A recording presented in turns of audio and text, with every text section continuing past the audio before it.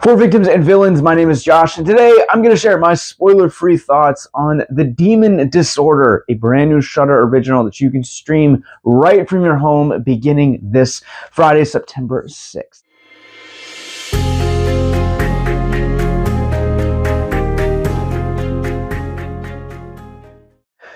Demon Disorder tells the story of two estranged brothers that reunite after a long period of time to finally bury a dark family secret.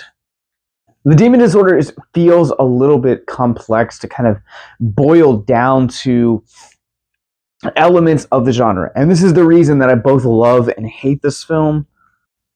There are definitely portions of it that feel like traditional possession type of horror in the supernatural without the religious elements. And then on the flip side of that, you really have a beautiful body horror film that really excels with its practical effects.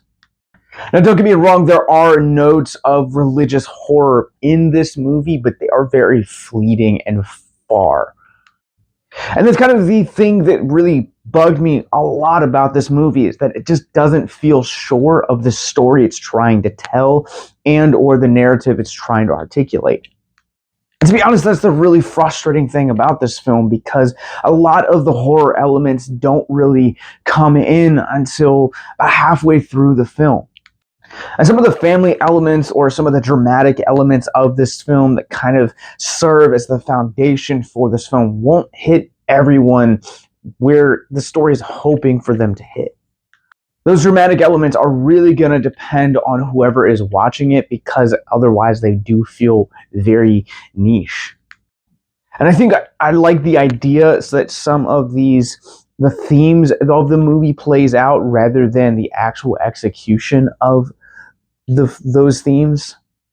Like, we'll talk about this more in the mental health section of this video, but this film does dive deep into the lasting impacts of not only generational trauma, but also ruthless upbringings as well.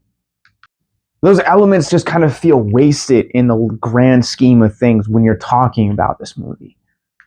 I've talked about it over the years that we've covered possession films, whether it is on Abyss Gazing or it's right here in the short format of YouTube, that it really, for a possession film, in my opinion, to really take hold and sink its claws into its audience, there needs to be some sort of emotional connection or emotional foundation laid for the characters. And while this film attempts to do that, it doesn't really have the foundation to do it. I feel like the best way that I can articulate that would be the Three Little Pigs, where you see how the first two pigs essentially had their house blown away because they had incorrect materials or didn't have the right foundation built for their house. And then you get to the third one and it's built of stone. And that really lasts for, you know, these storms that come crashing in, and that's what this film really seems to lack. This is one of those movies where you have a few elements that are redeemable, but the majority of the redeemable elements in this movie are the practical effects, are the lighting. It's more of these practical and technical stuff than anything else.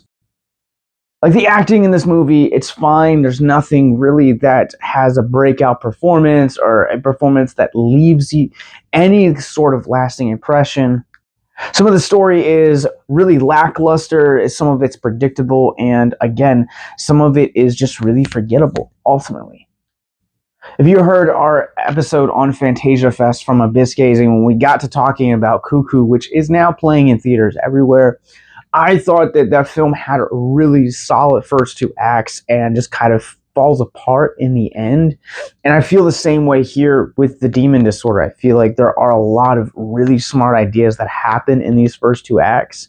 And once you kind of see the full form of the monster, like, that's the coolest part of the third act, but everything else in the third act just kind of falls apart around said monster. But with that said, I'm ready to run this one through the Rorschach rating scale. I'm going to go ahead and give The Demon Disorder a 2 out of 5. I think overall this movie has some good ideas that it plays with, but ultimately just ends up being this really forgettable film. And the things that will stick with you are some more of the technical aspects, ranging from the film's cinematography to the practical effects and the final form of the monster in the end. The Demon Disorder is beginning to stream exclusively on Shudder and AMC Plus beginning this Friday, September 6th here in the US. If you guys do not have a Shudder account or are interested in checking this movie out all the way from the land down under of Australia, we'll provide a link in the show notes below where you guys can sign up right now for Shudder. But with that said, let's talk about mental health. If you guys are new to our content, Mental Health Moment is where we take a theme of mental health out of the film which we're reviewing, talk about it for a few moments in the hopes to deconstruct the stigma surrounding mental health.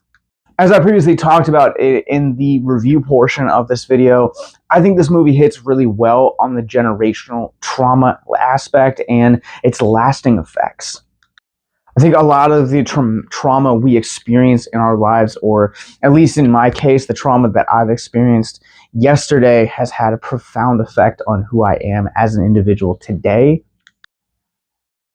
And I talked about this earlier on, but one of the brothers essentially leaves the source of the trauma and makes a better life for himself, and one of them stays behind and kind of cleans up the mess of the trauma.